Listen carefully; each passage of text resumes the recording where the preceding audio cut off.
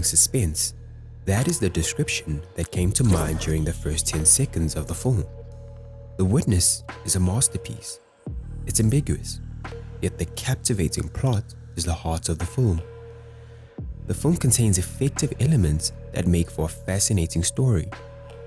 We will take a look at how the film achieves this by dissecting the visuals and the plot, uncovering the hidden meaning and mind-blowing analogy. This episode was directed by Alberto Mielgo, who is a visual consultant on Spider-Man Into the Spider-Verse, hence the similar visuals and techniques in the animation. The city in which the film takes place is inspired by neon-hued colors, giving it an edgy look and intensifying the suspense. If you look closely, you'll notice how the subjects and the surroundings are traced with black lining, along with the use of a wet color palette, which serves great purpose in making the film feel more like a comic book. The low-angled shots enlarge the characters. Their presence is emphasized by isolating them from the world. This is further done by masking every other character. The only people we're focused on is the woman and the killer. Another interesting animation technique is the displaying of animatopia. It not only serves as a stylistic choice, but also assists in dramatizing the action. Something else that came to my attention was the use of the shaky camera effect, which is rarely used in animation. Interestingly, its use in this film is not merely to enhance the action, but rather the ferocity of the chase, which is probably why the camera shakes feel less natural. Notice how at times the character's blood or breath projects onto the screen. This makes us feel closer to the characters, as if we are the ones witnessing this tragedy. How does it all begin? The woman flees from her apartment after witnessing a murder in an apartment across a hotel. She flees after being spotted by the killer. She is chased through the futuristic Asian city. The woman manages to escape, and her first decision after witnessing this traumatic event is to continue with her day job as a sex worker. Vladimir, leave a message. Vladimir, I'm on my way there. Please be there.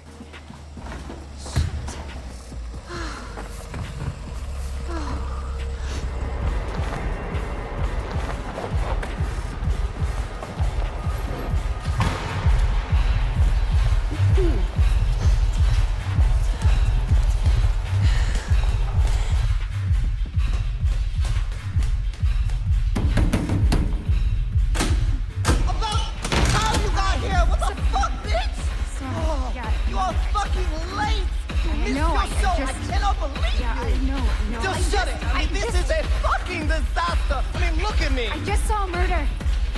Ew, gross. Okay. I mean, you always have the most bizarre excuses. Just come in and get ready. Dance. Fuck. But I need to see Vladimir. Is he here? Yeah. He's here. Somewhere, I don't know. Until she bumps into the killer again. The chase continues. She finds refuge in an apartment, only to find out that she has exposed herself to danger. It's the killer's apartment. The woman draws a gun, and the killer tries to calm her down, but a struggle ensues.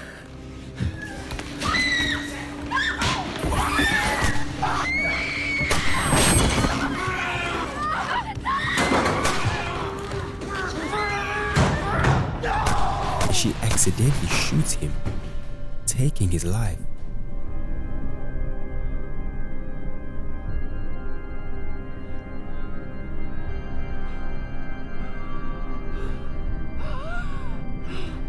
She looks out the window and spots a man identical to the one she has just shot. Suddenly, she comes to an unfortunate realization. We are now aware that the man was merely trying to reason with her. At this point, it's safe to say this loop will never cease, because neither one of the characters will ever have reasonable doubt when it comes to the other's guilt. What does it all mean? There have been several conclusions. Some have refused to see it from a metaphoric perspective and have chosen to take it in a literal sense. That she's a sex worker and he's with in the first loop because he purchased her services.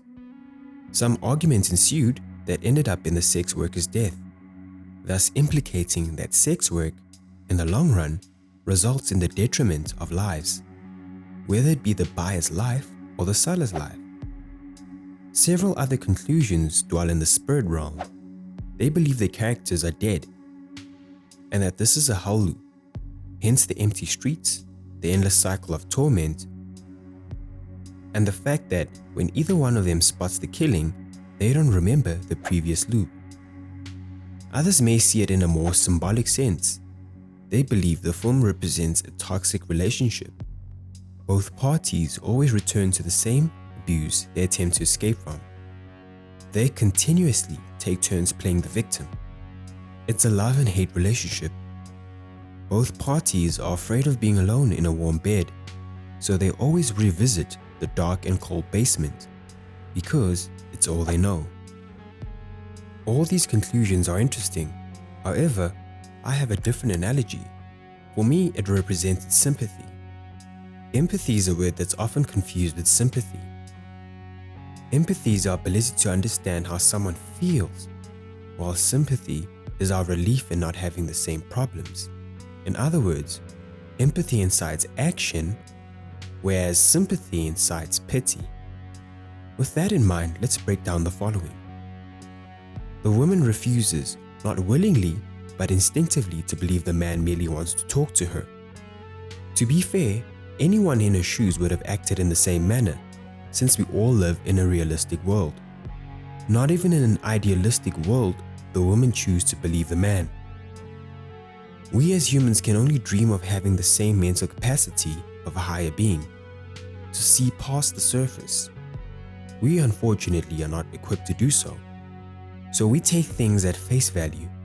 Because one does not starve, he can never comprehend that the other starves because he has no choice. You see, to the one who is not starving, the starving one may seem as if he is lazy, incompetent, or even content in his suffering. Therefore, he would never assist the starving one. The well-fed individual does not acknowledge the external forces at play, such as unforeseen circumstances. As soon as the starving individual and the well-fed individual switch places, the newly well-fed individual has grown an unrealistic fear over his financial security that he could not bear to hand even a single apple to the newly starving individual, and this cycle of sympathy continues. This same analogy could be applied to religion, race, gender, and many other dividers in life. Let me know in the comment section what your thoughts are on the analogy.